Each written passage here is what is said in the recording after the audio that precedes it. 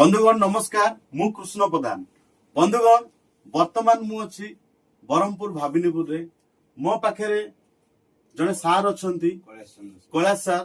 बंधुगण कैलाश सार को ठीक मसे तले आम सिर्फ यही अमृत जूस आउ हेयर ऑयल देइथिलु। बंधुगण हेयर ऑयल आसंतु सार मुहरु रिजल्ट आम निजे कौन कौन आसी शुणा।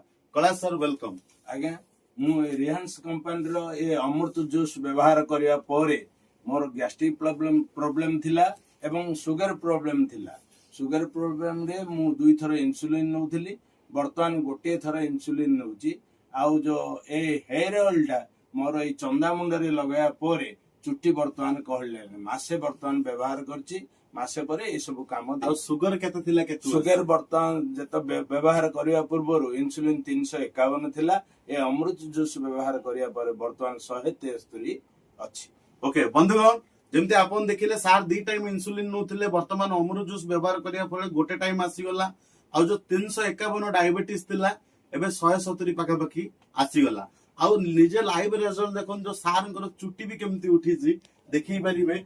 देखो तो सार ई सब गुडा चुट्टी भी नथिला, एबे धीरे धीरे आ माध्यम रे उठीबार लागिছে। तेल व्यवहार करिया परे तेल व्यवहार करिया बोले माने हेयर ऑयल भी दमादार रिजल्ट। Thank you.